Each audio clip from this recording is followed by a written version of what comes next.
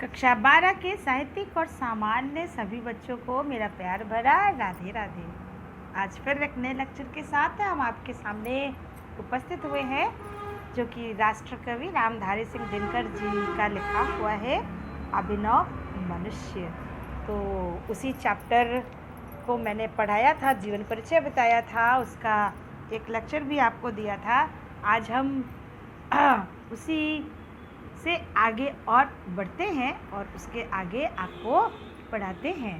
तो रामधारी सिंह दिनकर जी के बारे में आप लोग तो जानते ही हैं, ये मेरे बारे में भी आप जानते हैं। स्क्रीन पर मैं दिख रही हूँ, दो बार दिख रही हूँ। ग्रेजुएशन, पोस्ट ग्रेजुएशन तक क्वालिफिकेशन है और बीएड किया है और 15 से ज़्यादा सालों से मैं पढ़ा रही हूँ नेपाल बालिका इंटर कॉलेज में ही। मैं इतने सालों से पढ़ा, 15 साल हो रहे हैं पढ़ाते पढ़ाते। इसके पहले भी मैंने इंटर कॉलेज में पढ़ाया था। तो इस तरह से मान के चलिए कि 17-18 सालों का मेरा एक्सपीरियंस है पढ़ाने का। और ये जीवन परिचय है रामधारी सिंह दिनकर जी का, जो कि मैं आपको बता चुकी हूँ।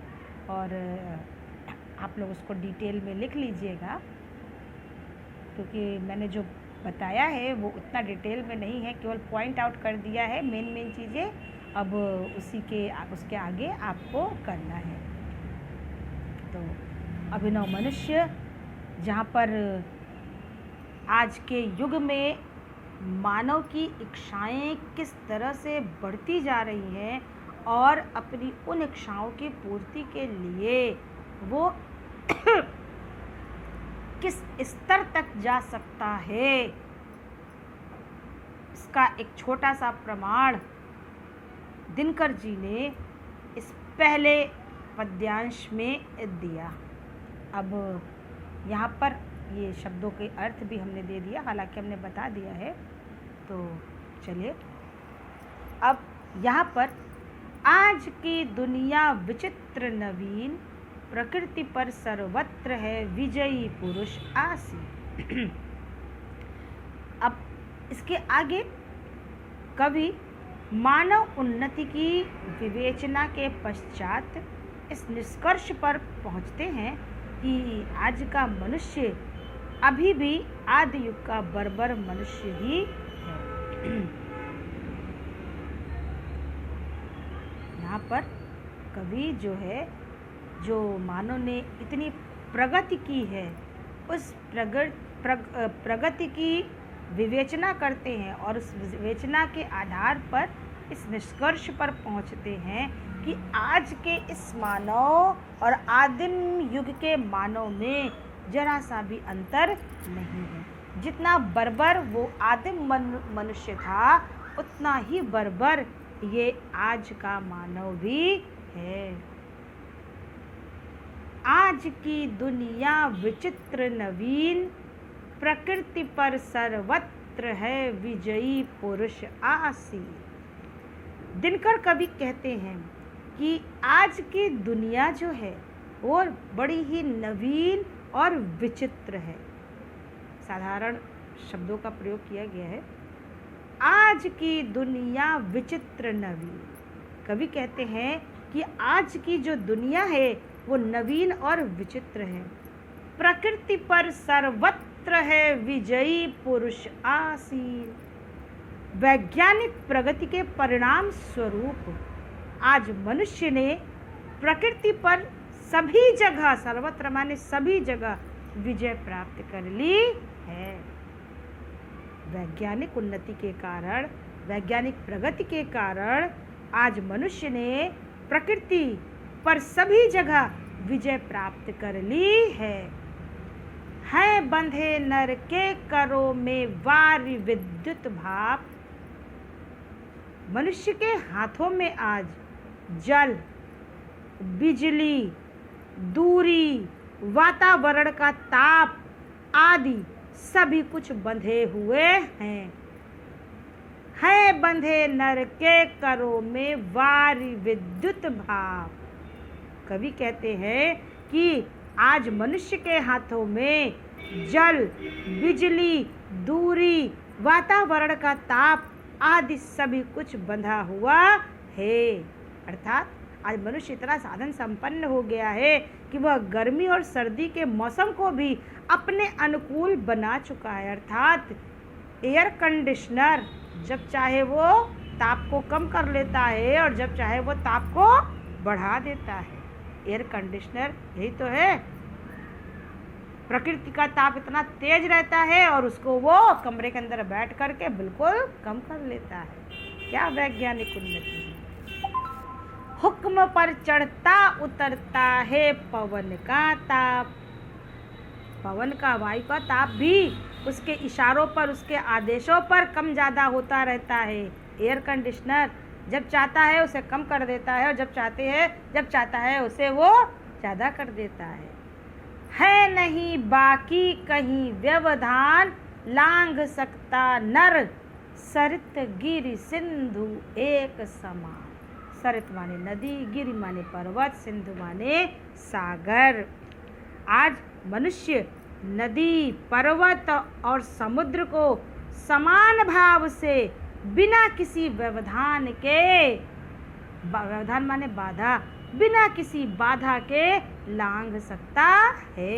अर्थात कवि के कहने का आशय यह है कि इस प्रकार मनुष्य आज पूर्णतया शक्तिशाली है, फिर भी उसमें मानवोचित गुण विकसित नहीं हुए हैं। आज मनुष्य बहुत शक्तिशाली हो गया है, लेकिन मानव के अंदर जो मानवता का गुण होना चाहिए वही विकसित नहीं हो पाया है। उसमें बुद्धि तो विकसित हुई है, विवेक की दृष्टि से वह आज भी आदिम युग के असभ्य मानव जैसा है। बुद्धि तो इसके पास असीम हो गई है, बुद्धि तो निरंतर डेवलप कर रही है, लेकिन विवेक उसके अंदर नहीं है। बुद्धि के साथ अगर विवेक नहीं होगा तो वो बुद्धि किसी काम की नहीं। बुद्धि का प्रयोग कब, कहाँ, कैसे करना चाहिए, ये विवेक जब तक मनुष्य के अंदर नहीं आएगा तब तक वो आदिम युग के मानव के समान असभ्य ही रहेगा। चलिए आज एक और आपको पढ़ा देते हैं।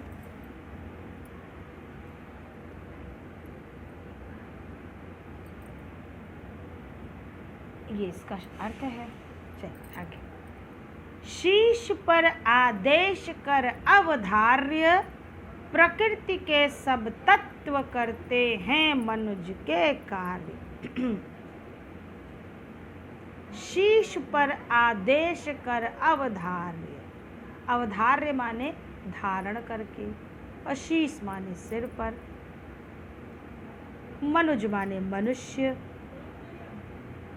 यहाँ पर इस पद्यांश में आधुनिक मानव की अतुलित शक्तियों का बड़ा ओजपूर्ण भाषा में दिनकर जी ने वर्णन किया है। यहाँ पर कवि कहते हैं कि शीश पर आदेश कर अवधार्य, प्रकृति के सब, यहाँ बस लिखा है बेटा, सब होगा, प्रकृति के सब तत्व करते हैं मनुज के कार्य। कवि कहते हैं कि आधुनिक मनुष्य इतना शक्ति संपन्न हो गया है, आधुनिक मनुष्य इतना शक्तिशाली हो गया है कि उससे घबरा करके प्रकृति के सारे तत्व उसके आदेश को अपने सिर पर धारण करते हैं। शीश पर आदेश कर अवधार्य, प्रकृति के सब तत्व करते हैं मनुष्य के कार्य। आज मनुष्य इतना शक्तिशाली हो गया है कि उससे घबरा करके, उससे डर करके प्रकृति के जितने भी तत्व हैं उसके आदेश को अपने सिर पर धारण करते हैं, अर्थात उसका आदेश मानते हैं और मानते हैं हुक्म मानव का महावरुणेश, और उसकी इच्छा के अनुरूप उसके सभी कार्य करते हैं। आज महान जल देवता भी मनुष्य का हुक्म मानते हैं। वरुणेश माने जल देवता, तो मानते हैं हुक्म मानव का महावरुणेश। कवि कहते हैं कि आज महान जल देवता भी मनुष्य का हुक्म मानते हैं, अर्थात वह जहाँ चाहता है वहाँ जल को उपस्थित कर देता है, और जहाँ जल का अथाह सागर लहराता है वहाँ नदियों आदि पर बांध बना करके वह विस्तृत सूखे मैदान बनाने में सक्षम हो गया है। मानते हैं हुक्म मानव का महावरुणेश। आज महान जल देवता मनुष्य का आदेश मानते हैं, अर्थात मनुष्य जहाँ चाहता है वहाँ जल को उपस्थित कर देता है, और जहाँ का जल अथाह या जहाँ जल का अथाह सागर लहराता है वहाँ नदी आदियों पर बांध बना करके बड़े बड़े सूखे मैदान बनाने में सक्षम हो गया है। और करता शब्द गुण अंबर वहन संदेश। और यहाँ तक कि अपनी इच्छा अनुसार, यहाँ तक कि शब्द को ग्रहण करने के गुणों से संपन्न आकाश, रेडियो एवं दूरभाष, रेडियो और दूरभाष माने टेलीफोन आदि के द्वारा उसके संदेशों को उसकी इच्छा अनुसार एक स्थान से दूसरे स्थान तक पहुंचा देता है। और करता शब्द गुण अंबर वहन संदेश। अंबर माने आकाश, आकाश भी उसके संदेशों को रेडियो और टेलीफोन के माध्यम से जहाँ वो चाहता है पहुँचा देता है। तभी तो आज आप टेलीफोन पर, जैसे हम मोबाइल पर बैठकर आपको पढ़ा रहे हैं, क्या है, तरंगे आकाश में चल रही हैं और वो तरंगे हमारी बात को आप तक पहुँचा दे रही हैं। यानी आकाश भी मनुष्य की बात को मान रहा है। तो वही कवि कह रहे हैं कि शब्दों को ग्रहण करने के गुणों से संपन्न आकाश, रेडियो और टेलीफोन आदि के द्वारा उसके संदेशों को उसकी इच्छा अनुसार एक स्थान से दूसरे स्थान तक पहुंचा देता है। नव्य नर की मुष्टि में विकराल है, सिमटते जा रहे प्रत्येक क्षण दिक्काल। नव्य माने नवीन, नर माने मनुष्य, मुष्टि माने मुट्ठी, विकराल माने भयंकर, और दिक्काल माने दिशा और समय।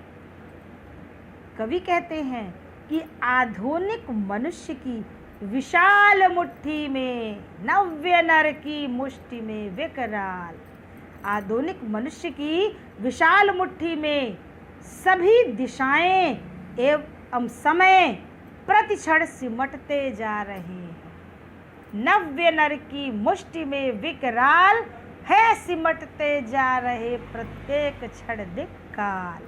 कवि कहते हैं कि आज आधुनिक मनुष्य की विशाल मुट्ठी में सभी दिशाएं एवं समय प्रत्येक क्षण सिमटते जा रहे हैं। है मनुज जिसका गगन में जा रहा है यान, कांपता है जिसके करों को देख कर परमाणु। आज इस मनुष्य के अगाध समुद्र में ही नहीं बल्कि असीम आकाश में भी उसका वायुयान विचरण कर रहा है मनुष्य जिसका गगन में जा रहा है यान। आकाश में प्लेन उड़ रहा है, कौन उड़ा रहा है? मनुष्य। यानी पृथ्वी तक ही सीमित नहीं है, आकाश तक पहुंच गया है। तो वही कवि कह रहे हैं कि आज इस मनुष्य ने के समुद्र में ही नहीं बल्कि उसका जो यान है, जहाज है, वो असीम आकाश में विचरण कर रहा है। अर्थात वह पक्षी की भांति आकाश में भी स्वच्छंद विचरण कर रहा है। वो आज इतना शक्ति संपन्न हो गया है कि उसके हाथों को देख करके परम शक्तिशाली, जिसके करों को देख कर परमाणु कांपता है, जिसके करों को देख कर परमाणु, आज उसके हाथों को देखकर परम शक्तिशाली परमाणु भी भय से थर थर कांपने लगता है। अर्थात वो कब परमाणु बम बना दे और कब दुनिया को नष्ट कर दे, इसका भी उसे पता नहीं है। इस प्रकृति में ही तमाम तरह के परमाणु है, उसको जोड़ करके वो परमाणु बम बनाता है और एक बार गिरा दे तो सारी दुनिया नष्ट हो जाती है, जैसे जापान के हिरोशिमा और नागासाकी में। तब तो ये परमाणु भी थर थर कांपने लगे हैं कि कब मनुष्य उसको जोड़ करके बम बना दे और ये सृष्टि क्षण भर में समाप्त हो जाए। तो ये था बेटा आज का लेक्चर। शायद हमने आपको काव्यगत विशेषताएं नहीं बताई, मुझे याद आ रहा है। चलिए अब बता देते हैं। भाषा तो जो है उनकी साहित्यिक खड़ी बोली ही है, शैली प्रबंधात्मक है, अलंकार अनुप्रास है, यहाँ पर रसवीर है, छंद नहीं है, स्वच्छंद है और गुण ओज है। तो ये आपका काव्यगत विशेषताएं थी। कैसा लगा आपको चैप्टर? हमें तो बहुत अच्छा लगता है ये पढ़ाते हुए कि वास्तव में हम अपनी सच्चाई को जब पढ़ते हैं तो अपने पर ही दुख होता है कि हम हैं क्या, होना क्या चाहिए। तो हमें तो बहुत ही अच्छा लगता है क्योंकि हम सच्चाई से वाकिफ़ हो रहे हैं। और हम तो आपको यही कहेंगे कि ये जो चैप्टर्स लिखे गए हैं बच्चों, ये सिर्फ किताबों तक ही नहीं लिखे गए हैं। इसका ये कदापि मतलब नहीं है कि आप इसको पढ़ कर के केवल नंबर ले लीजिए। कोई भी विषय जो आप पढ़ते हैं वो सारे विषय इसीलिए रखे जाते हैं कि आप उसे अपने जीवन में, अपने आचरण में उसे उतारने का प्रयास करिए। तभी तो लेखक, कवि या किसी की भी जो कल्पना है वो सार्थक हो पाएगी। नहीं तो आज तो कल्पनाएं ही रह गई हैं, किताबों तक ही सीमित हो गई हैं। ये किताबों का जो सत्य है वो कब हमारे जीवन में आएगा? जब हमारे जीवन में आएगा तो फिर से वही सतयुग आएगा, त्रेता आएगा, द्वापर आएगा। और जब जब ये सत्य नहीं आएगा, ये कलयुग ऐसे ही चलता रहेगा। तो बच्चों, मेरी आपसे यही प्रार्थना है कि आप लोग भी, चलिए जो बीत गया, जब जागो तभी सवेरा। तो आप लोग भी इसे अपने जीवन में अगर उतारने की कोशिश करेंगे तो शायद एक बार फिर से राम राज्य आ जाए। चलिए, बहुत लेक्चर हो गया आज के लिए। सभी को राधे राधे। सभी लोग ढेर सारा लाइक करिए, शेयर करिए और चैनल को सब्सक्राइब करना मत भूलिए। तो सभी को मेरा प्यार भरा राधे राधे।